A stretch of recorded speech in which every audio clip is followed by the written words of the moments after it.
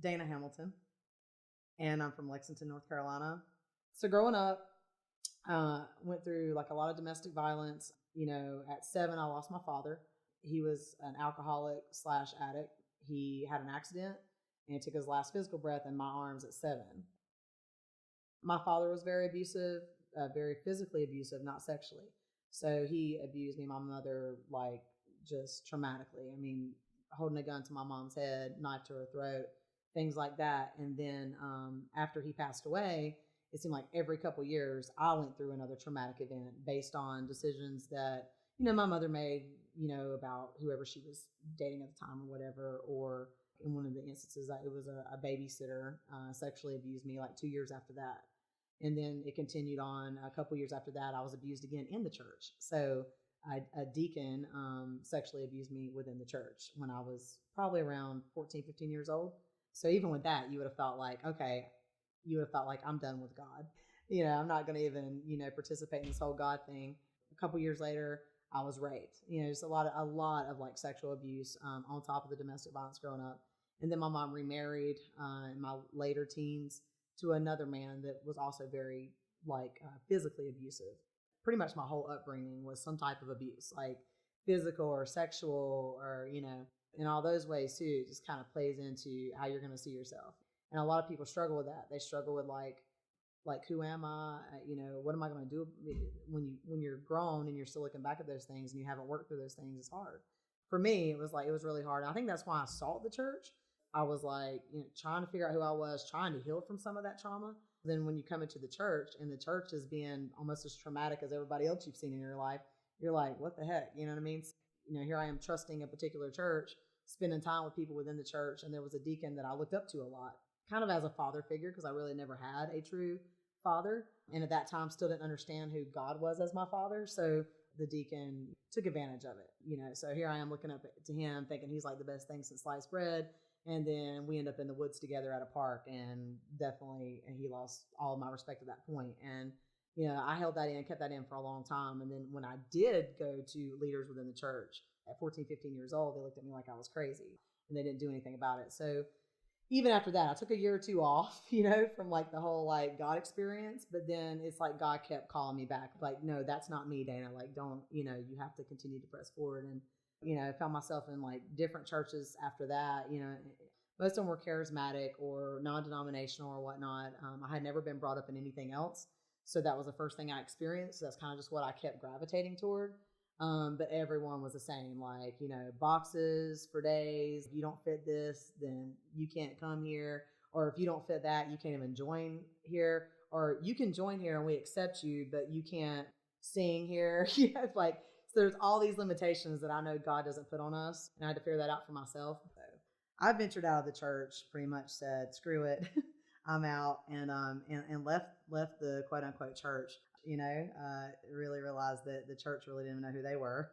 How could they know who I am or try to lead me in the right way? So I kind of like after a few years of just being in church or so-called church back then, and just kind of seeing how people were treated, for me it didn't resonate. I was like, we can talk about this Jesus guy that was really good to everybody, but you guys aren't representing that. I think for me, I had to just, step outside of that and figure out who God was to me and then who I was personally as an individual. Everybody wanted to put you in a box, you either fit this or you don't fit that. Or, if you have short hair, then you're this. If you look like that, if you dress like that, you're this. And none of that ever resonated with me. I'm like, well, I don't feel like I'm that. And I don't really feel like I'm this. Like, I just kind of feel like I'm Dana, and that's it. Through that period of time, just being away from all of the chatter and all the noise and everybody trying to pull you left, right, and make you fit this and make you fit over here and squeeze you in this box, I finally realized like, hey, like this is a faith walk between me and God, and this is my walk. You know what I mean? Like, it's not going to look like everybody else's walk, and that's okay. At some point, I just had to really just seek God and say, God, like, who do you say that I am? Who did you call me to be? Through that, God truly freed me. Like, freed me. I'm so free now, like so free to just be me. There is no labels with me. So when people ask me like, well, hey, how do you identify? Like, I hate that. I'm like, I don't identify as anything. I'm just Dana. That's all I want to be, is just Dana. I'm God's child. I don't fit a box. I wear whatever clothes. I might wear men's clothes. I might wear females' clothes. I might just do a little bit of whatever I want to do. And that's okay, because it's okay to be different and be peculiar. Matter of fact, God asked us to be peculiar.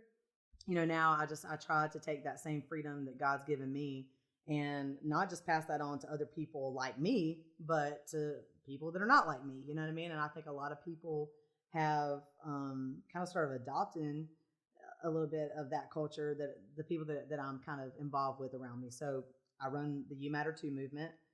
Started it in Lexington last year, 2019, May of 2019. I started the You Matter Too movement, and we just knew that we wanted to make an impact in the community, to bring the community together in Lexington, to push to have unity in Lexington, not just when it comes to LGBTQ or whatever, but all races, just basically making Lexington a more welcoming place. And then that kind of led us into Salisbury. I work in Salisbury, so I've been in Salisbury for a little over about a year and a half now. Made huge connections in Salisbury with people, connected to so many people around here. They also know about the movement. And, when we start adopting a culture of unity, then we start realizing there's some pretty amazing people in our communities, pretty amazing people that we can turn to and ask for help, that maybe we wouldn't have asked for help. We didn't know who they really were. You know what I mean? A lot of times we just look at the outside shell and we don't really try to take a moment to really get to know someone for who they are. So we showed up at Salisbury Pride last year, and really had an awesome time there. We were asked to come back later that evening to the drag show and talk about the movement. So now you're talking about God in the middle of a drag show. You know what I mean? And that's where I think God shows up. I do. I think that God is right there in the middle of all that. We put limitations on God, but I think God can be wherever he wants to be. And I think God can do whatever he wants to do in each and every one of us. I try to take all of that, law enforcement. I spent 10 years in law enforcement. I walked away from my career to pursue outreach because I was very limited in what I could do with a badge on, and did really well at that for a long time, and rose in the ranks and all that kind of stuff. So it was the hardest thing I've ever did is to walk away from that. But we are really, truly helping people beyond taking them to jail or just having a 2-minute conversation with them in the back of a patrol car. And then also trying to use what I went through growing up to speak to other people. Because a lot of people are keeping all that inside. A lot of people sit around with a lot of pain, a lot of trauma, and a lot of hurt. A lot of people do what I did. They run to the church for help, and then the church doesn't help them either.